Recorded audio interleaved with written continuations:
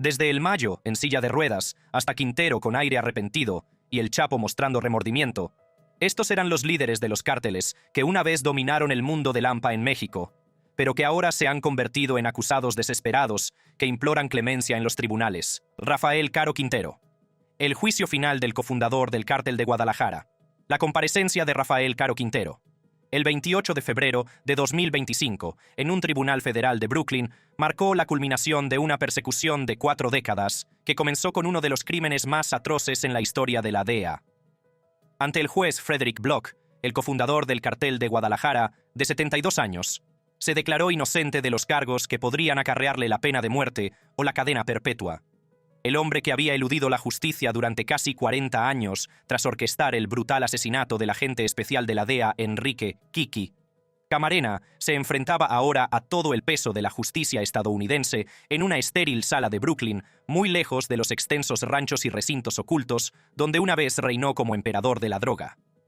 La detención de Caro Quintero se produjo el 15 de julio de 2022, a manos de la Armada Mexicana en Sinaloa, México, durante una operación en la que un perro de la Armada lo encontró escondido entre los arbustos como un fugitivo común y corriente, en lugar del legendario narcotraficante que había sido.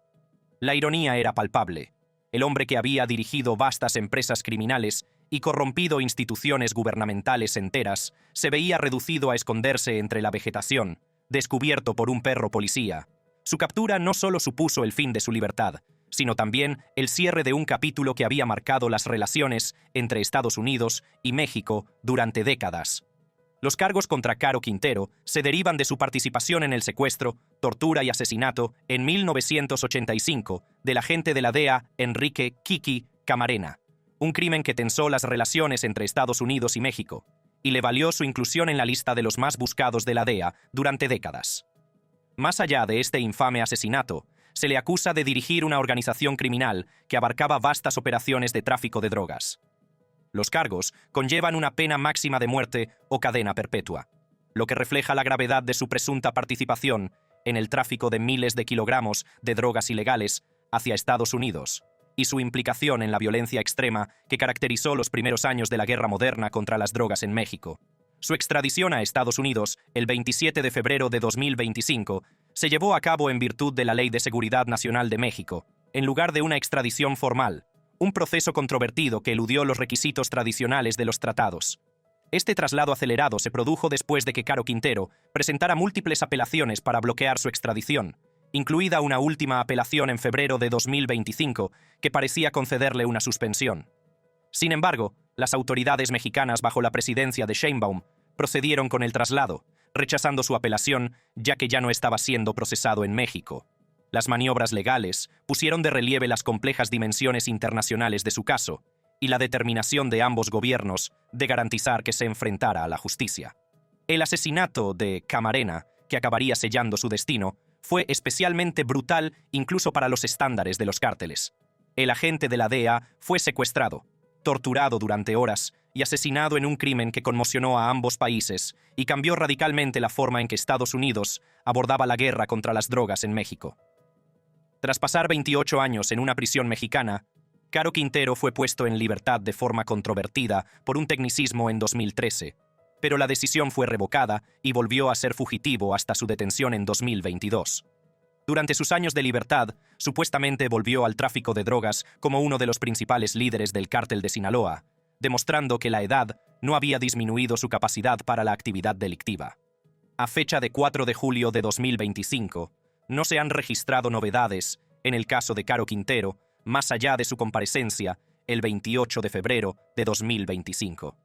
El juicio aún no se ha celebrado y podrían pasar años antes de que comience, dada la complejidad de los cargos y la posibilidad de que se presenten apelaciones. El caso está siendo supervisado por el juez Frederick Bloch, un juez federal de 91 años, conocido por su larga trayectoria y sus casos de gran repercusión mediática, en lo que podría ser un juicio agotador que podría terminar con la pena de muerte. Aunque la actitud de Caro Quintero en la sala del tribunal sigue siendo de desafío más que de sumisión, su caso sienta las bases para examinar a otra generación de líderes de cárteles que se encontrarían en circunstancias similares, empezando por los hermanos Treviño Morales, que lideraron la famosa y violenta organización Los Zetas. Miguel Ángel Treviño Morales, Z40. El brutal legado del comandante de los Zetas. Miguel Ángel Treviño Morales compareció ante un tribunal federal de Washington, D.C. el 14 de marzo de 2025 para enfrentarse a cargos que podrían acarrearle cadena perpetua o la pena de muerte, lo que supone una dramática caída del poder para el hombre que en su día fue conocido como uno de los líderes de los cárteles más temidos de México. Ante el tribunal, el excomandante de los Zetas, conocido por su escalofriante apodo Z40, se declaró inocente de una serie de cargos que incluyen participación en una organización criminal, conspiración para cometer múltiples asesinatos y uso de armas de fuego en delitos relacionados con el tráfico de drogas.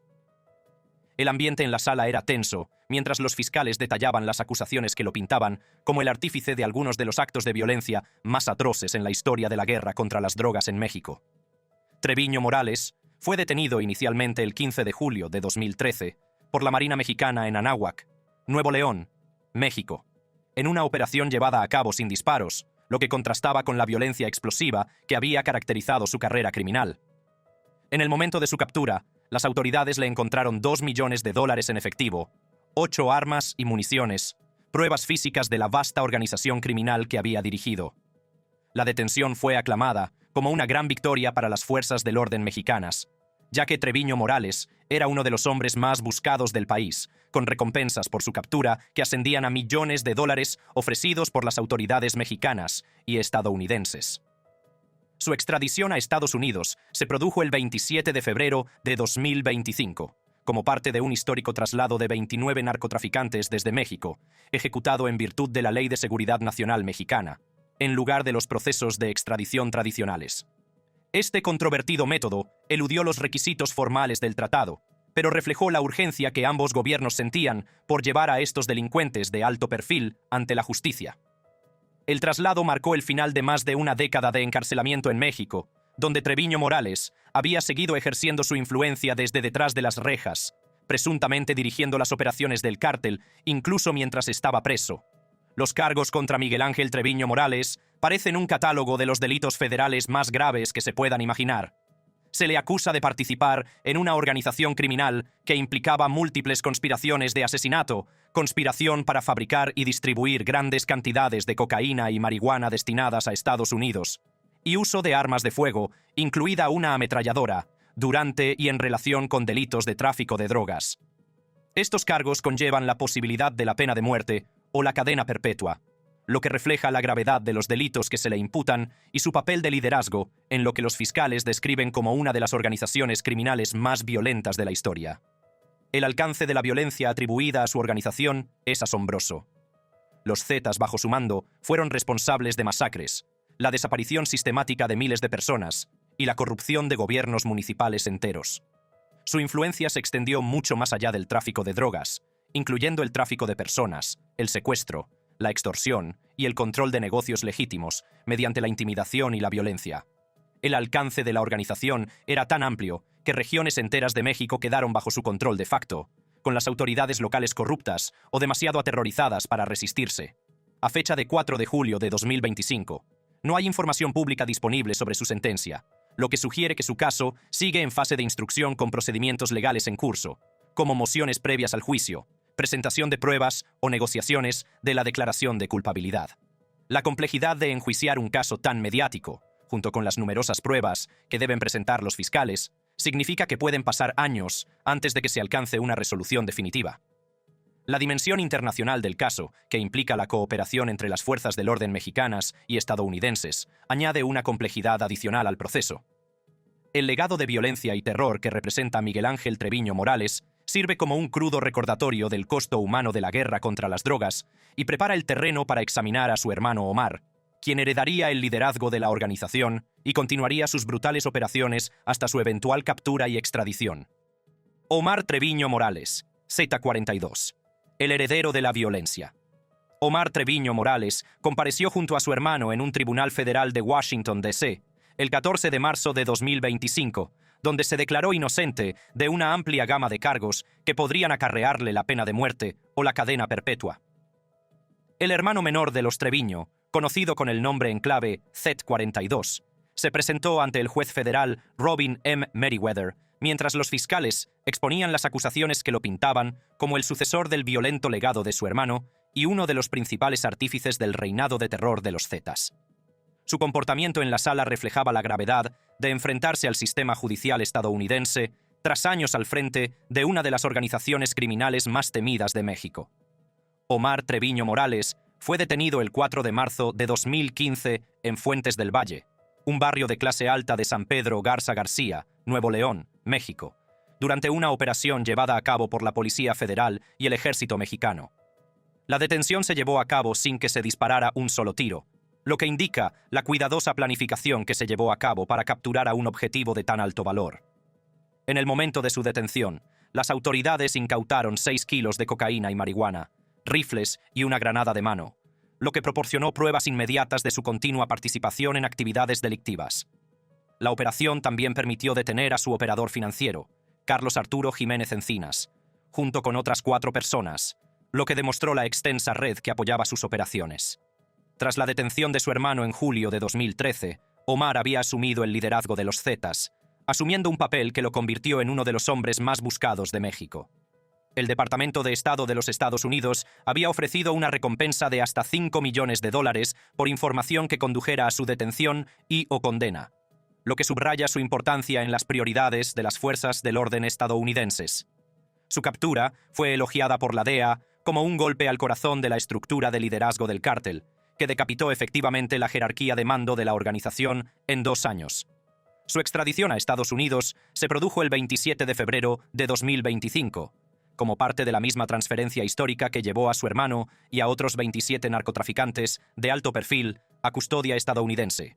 Este traslado se llevó a cabo en virtud de la Ley de Seguridad Nacional de México, eludiendo los procedimientos tradicionales de extradición, lo que supuso un cambio significativo en la cooperación bilateral en casos de tráfico de drogas. La llegada simultánea de ambos hermanos a territorio estadounidense marcó un punto de inflexión en los largos esfuerzos por desmantelar la estructura de liderazgo de los Zetas. Los cargos federales contra Omar Treviño Morales abarcan algunos de los delitos más graves del sistema legal estadounidense. Se enfrenta a un cargo por participar en una empresa criminal continuada, conspiración para distribuir grandes cantidades de cocaína y marihuana para su importación a Estados Unidos, uso de armas de fuego, incluidas ametralladoras, durante delitos de narcotráfico y conspiración para el lavado de dinero a nivel internacional. El Departamento de Justicia lo acusa de emplear la violencia como principal recurso para controlar el territorio, incluida su participación en la famosa masacre de Allende en 2011, en la que murieron hasta 300 personas en uno de los episodios más horribles de violencia de los cárteles en la historia de México. Las acusaciones contra Omar van mucho más allá del simple tráfico de drogas. Según la acusación, él y su hermano traficaban semanalmente con cientos de kilogramos de cocaína en territorio estadounidense, participando en conspiraciones para asesinar a miembros del gobierno mexicano, ciudadanos mexicanos, miembros de cárteles rivales, miembros del gobierno guatemalteco y narcotraficantes guatemaltecos.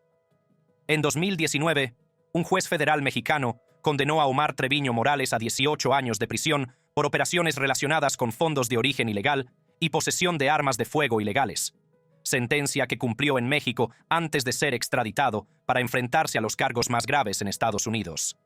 Durante su encarcelamiento en México, hubo acusaciones persistentes de que seguía controlando las operaciones del cártel desde la cárcel, lo que puso de relieve las dificultades a las que se enfrentaban las autoridades para neutralizar completamente su influencia, incluso estando preso. A fecha de 4 de julio de 2025, no hay información sobre la sentencia en Estados Unidos, y es probable que el caso siga en fase previa al juicio. La complejidad de los procesos judiciales contra el crimen organizado internacional, junto con la gran cantidad de pruebas que deben presentarse y la posibilidad de que se interpongan recursos, hace que la resolución definitiva pueda tardar años. El precedente sentado por otros juicios de alto perfil contra cárteles sugiere que estos casos pueden tardar bastante en resolverse, especialmente cuando involucran a acusados de tal importancia. Los casos de los hermanos Treviño ilustran el largo brazo de la justicia estadounidense, que traspasa las fronteras para llevar ante la justicia a los responsables de la violencia y el tráfico de drogas que afectan a las comunidades estadounidenses, sentando un precedente para el enjuiciamiento de otros líderes de cárteles que se enfrentan a un destino similar, entre ellos Vicente Carrillo Fuentes, del Cártel de Juárez. Vicente Carrillo Fuentes. La última batalla del virrey. Vicente Carrillo Fuentes compareció ante un tribunal federal de Nueva York el 28 de febrero de 2025, donde se declaró inocente de los cargos de dirigir una organización criminal que podrían acarrearle la pena de muerte o la cadena perpetua. Ante el juez Robert M. Levy, el antiguo líder del cártel de Juárez, conocido como el Viceroy, se enfrentaba al desenlace de una odisea judicial de 10 años que comenzó con su captura en 2014. El hombre que en su día había comandado una de las organizaciones de narcotraficantes más poderosas de México se encontraba ahora en el ambiente estéril de un tribunal estadounidense, muy lejos de las violentas calles de Ciudad Juárez, donde había florecido su imperio criminal. Carrillo Fuentes fue detenido el 9 de octubre de 2014 en Torreón, Coahuila, México, por la Policía Federal Mexicana durante un control rutinario. La detención se llevó a cabo sin disparos y fue detenido junto con uno de sus guardaespaldas, lo que supuso una importante victoria para los servicios de inteligencia. Su captura fue especialmente notable, ya que se produjo durante un periodo de intensa violencia en la región y supuso la segunda detención de un importante narcotraficante en 2 semanas, lo que demostró la aceleración de los esfuerzos de México por desmantelar las estructuras de liderazgo de los cárteles. No se puede subestimar la importancia de su detención. Vicente Carrillo Fuentes había asumido el liderazgo del cártel de Juárez tras la muerte de su hermano, Amado Carrillo Fuentes, conocido como el Señor de los Cielos, durante una cirugía plástica fallida en 1997. Bajo el liderazgo de Vicente, la organización se había visto envuelta en algunos de los episodios de violencia más intensos que había vivido México, en particular la brutal guerra territorial con el cártel de Sinaloa, que convirtió a Ciudad Juárez en una de las ciudades más peligrosas del mundo. Estados Unidos había ofrecido una recompensa de hasta $5 millones por información que condujera a su detención o condena, lo que ponía de relieve su importancia para las prioridades de las fuerzas del orden estadounidenses. Su extradición a Estados Unidos se produjo el 27 de febrero de 2025, como parte de la histórica transferencia de 29 narcotraficantes desde México, ejecutada en virtud de la Ley de Seguridad Nacional Mexicana en lugar de los procedimientos formales de extradición. Esta transferencia se produjo tras años de maniobras legales y apelaciones, lo que puso de relieve la complejidad de los marcos jurídicos internacionales que rigen estos casos. La rapidez de su traslado reflejó la determinación de ambos gobiernos de garantizar que fuera juzgado por delitos que habían afectado a ambas naciones. Los cargos contra Vicente Carrillo Fuentes abarcan todo el espectro de delitos federales graves. Se le acusa de dirigir una organización criminal, conspiración para importar y poseer con intención de distribuir cocaína y marihuana, delitos relacionados con armas de fuego, lavado de dinero y manipulación de testigos. Los cargos de manipulación de testigos son especialmente graves, ya que incluyen acusaciones de ordenar el asesinato intencionado de personas para impedir que se comunicaran con las fuerzas del orden estadounidenses, lo que demuestra hasta dónde llegó, supuestamente, para proteger su organización criminal. El violento conflicto que marcó el mandato de Vicente como líder del cártel de Juárez representó uno de los capítulos más sangrientos de la guerra contra las drogas en México. Las guerras territoriales, en particular con el cártel de Sinaloa, provocaron miles de muertes en Ciudad Juárez, con casi 10.000 personas fallecidas en los últimos 8 años debido a la violencia de los cárteles. La ciudad se convirtió en sinónimo de violencia extrema, con tiroteos diarios, fosas comunes y ejecuciones públicas que se convirtieron en algo habitual. Esta violencia no era solo un subproducto del tráfico de drogas, sino una estrategia deliberada para mantener el control territorial e intimidar a los rivales y a las fuerzas del orden. El Departamento de Justicia lo acusa de ser responsable de importar miles de kilogramos de cocaína a Estados Unidos, conspirar para asesinar a rivales y obtener decenas de millones de dólares en ganancias del tráfico de drogas. Estas acusaciones dibujan el panorama de una organización criminal que operaba a gran escala, con sofisticadas redes logísticas, amplios recursos para la corrupción y disposición a utilizar la violencia extrema para lograr sus objetivos. El alcance financiero de sus presuntas operaciones demuestra los enormes beneficios que impulsaron la violencia y la corrupción asociadas a su organización.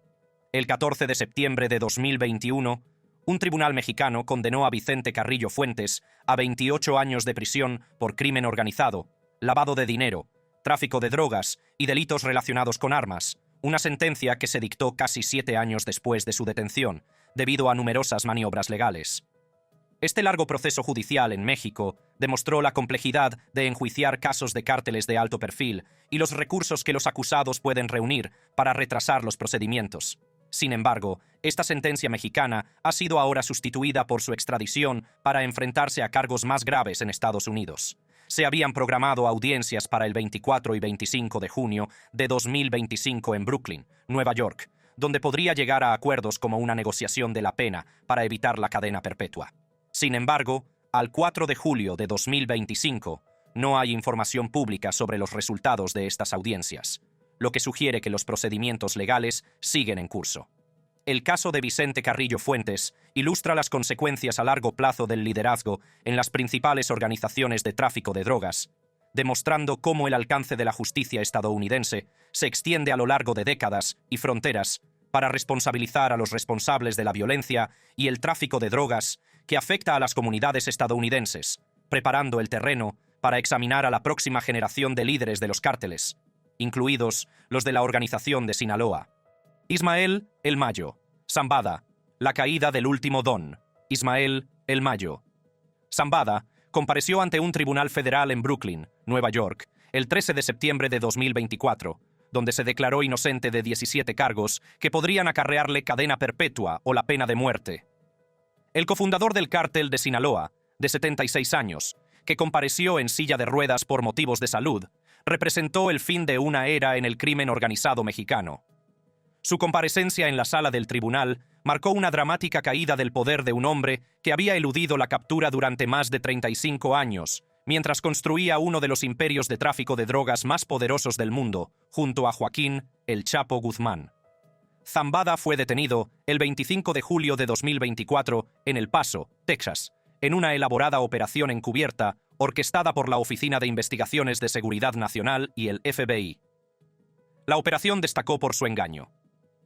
Zambada fue engañado para que subiera a un avión privado por Joaquín Guzmán López, hijo de El Chapo, con el pretexto de inspeccionar pistas de aterrizaje clandestinas en el norte de México. En cambio, fue trasladado a un aeródromo privado en las afueras de El Paso, donde fue detenido por agentes federales. La detención fue aclamada como un gran logro, dada su larga trayectoria, evadiendo la captura y su condición de uno de los narcotraficantes más poderosos del mundo. Antes de su detención, la DEA había ofrecido una recompensa de hasta $15 millones por su captura, lo que refleja su importancia como objetivo de las fuerzas del orden estadounidenses y la prioridad que se da al desmantelamiento de la dirección de la organización de Sinaloa. Los cargos contra Ismael Zambada abarcan toda la gama de delitos federales graves asociados con el liderazgo de una importante organización de tráfico de drogas. Se enfrenta a 17 cargos por delitos graves, entre los que se incluyen tráfico de drogas, conspiración para distribuir fentanilo, cocaína, heroína, metanfetamina y marihuana, delitos relacionados con armas de fuego, lavado de dinero y organización criminal. El cargo de organización criminal conlleva una pena obligatoria de cadena perpetua si es declarado culpable, lo que refleja la gravedad de su presunto papel de liderazgo en lo que los fiscales describen como una de las organizaciones criminales más poderosas y peligrosas de la historia. La organización criminal de Zambada era responsable del tráfico de grandes cantidades de drogas hacia Estados Unidos, lo que contribuyó significativamente a la crisis de los opioides a través de la distribución de fentanilo. Los cargos se derivan de su liderazgo durante décadas del cártel de Sinaloa, que ha estado implicado en el tráfico de decenas de miles de kilogramos de drogas hacia Estados Unidos, operaciones que generaron miles de millones de dólares en ganancias mientras alimentaban la adicción y la violencia a ambos lados de la frontera. El alcance de su organización se extendía mucho más allá del simple tráfico de drogas, incluyendo el lavado de dinero, la corrupción de funcionarios gubernamentales y la operación de sofisticadas redes logísticas que abarcaban varios continentes. El fiscal Francisco Navarro lo describió como uno de los capos de la droga más poderosos del mundo, si no el más poderoso, durante su lectura de cargos, destacando su importancia en el tráfico mundial de drogas. A fecha de 15 de enero de 2025, Zambada estaba negociando un acuerdo con los fiscales federales de Brooklyn, Nueva York, con el fin de resolver su caso antes del juicio. Estas negociaciones se vieron complicadas por el hecho de que su hijo, Vicente Zambada, podría testificar en su contra, lo que crearía un posible conflicto de intereses para su abogado defensor. Durante una audiencia, Zambada expresó su firme deseo de que su actual abogado continuara representándolo a pesar de estos posibles conflictos, manifestando su preferencia por la continuidad en su representación legal. A fecha de 4 de julio de 2025, no hay informes públicos sobre la conclusión del juicio, la resolución del acuerdo de culpabilidad o la sentencia, lo que sugiere que el caso sigue en fase previa al juicio, con negociaciones o procedimientos legales en curso. La complejidad de enjuiciar un caso tan mediático, junto con las numerosas pruebas que deben presentarse y las dimensiones internacionales que implica, hace que la resolución definitiva pueda tardar años. Los precedentes sentados por otros casos importantes de cárteles sugieren que estos procedimientos pueden ser largos y requerir una cuidadosa maniobra legal por parte de todas las partes implicadas. A continuación, examinamos otra figura cuya cooperación ya ha alterado fundamentalmente el enjuiciamiento de los líderes del cártel: Joaquín El Chapo Guzmán. Joaquín El Chapo Guzmán, el emperador caído. La condena de Joaquín El Chapo Guzmán el 12 de febrero de 2019, tras un juicio de 3 meses en Brooklyn, Nueva York, marcó el final de una de las carreras criminales más dramáticas de la historia moderna. De pie ante el juez federal Brian M. Cogan, mientras se leía el veredicto, el antiguo líder del cártel de Sinaloa se enfrentó a la realidad de que su reinado de décadas, como uno de los narcotraficantes más poderosos del mundo, había llegado a su fin definitivo. El hombre que había escapado de 2 prisiones de máxima seguridad mexicanas y evadido su captura durante más de una década, se enfrentaba a la perspectiva de pasar el resto de su vida en una prisión de máxima seguridad estadounidense. La última detención de El Chapo, antes de su extradición, tuvo lugar el 8 de enero de 2016 en Los Mochis, Sinaloa, durante una operación coordinada por las fuerzas de seguridad mexicanas. Esta captura se produjo tras una pista de las autoridades estadounidenses y estuvo acompañada de un espectacular tiroteo, en el que Guzmán intentó huir por las alcantarillas antes de ser detenido. La detención supuso la culminación de una intensa persecución que se prolongó durante años y contó con la cooperación entre las fuerzas del orden mexicanas y estadounidenses al más alto nivel. Su trayectoria criminal estuvo marcada por fugas extraordinarias que se convirtieron en legendarias en los anales del crimen organizado. Fue arrestado por primera vez en Guatemala en 1993 y extraditado a México, donde escapó el 19 de enero de 2001 escondido en un carrito de lavandería, evadiendo su captura durante más de una década. Fue detenido de nuevo el 22 de febrero de 2014 en Mazatlán, Sinaloa, pero volvió a escapar el 11 de julio de 2015 a través de un sofisticado túnel excavado en su celda de la prisión de Altiplano, lo que puso de manifiesto los recursos del cártel y el alcance de la corrupción en el sistema penitenciario mexicano. Su extradición a Estados Unidos, el 19 de enero de 2017, se produjo en la última noche del mandato del presidente Obama, después de que un tribunal federal mexicano denegara su recurso para bloquear el traslado. Fue trasladado en avión desde Ciudad Juárez al aeropuerto MacArthur de Long Island, en Islip, Nueva York, lo que marcó el inicio de su confrontación con la justicia estadounidense. El momento de su extradición se consideró un importante logro diplomático y fue el resultado de años de negociaciones entre los dos gobiernos. Los cargos contra Joaquín Guzmán abarcaban todo el alcance de su imperio criminal. Se enfrentaba a 10 cargos federales, entre ellos el de ser uno de los principales líderes de una organización criminal continuada, tráfico de drogas, uso de armas de fuego en delitos relacionados con las drogas y lavado de dinero. El cargo de organización criminal continuada conllevaba una pena obligatoria de cadena perpetua, lo que reflejaba su papel de liderazgo en lo que los fiscales describieron como una de las organizaciones de tráfico de drogas más poderosas y violentas de la historia. El juicio, que comenzó el 5 de noviembre de 2018, se caracterizó por ser el juicio del siglo, debido a su gran repercusión mediática y a la amplia cobertura informativa. El proceso contó con el testimonio de antiguos miembros del cártel, comunicaciones interceptadas y pruebas del uso de la violencia por parte de Guzmán, incluyendo la orden de asesinatos, y su capacidad para corromper a funcionarios gubernamentales de los más altos niveles. El juicio reveló el funcionamiento interno del cártel de Sinaloa con un detalle sin precedentes, proporcionando información sobre sus operaciones, estructura y métodos, que hasta entonces habían sido secretos muy bien guardados. El 17 de julio de 2019, el juez Cogan condenó a El Chapo a cadena perpetua más 30 años, con la pena de cadena perpetua obligatoria por el cargo de organización criminal. Los 30 años adicionales se cumplirían de forma consecutiva a la cadena perpetua, y se le ordenó pagar $12.600 millones en concepto de decomiso, que representan las ganancias de sus actividades delictivas. El fiscal general William P. Barr destacó que la sentencia enviaba un mensaje claro a otros capos de la droga.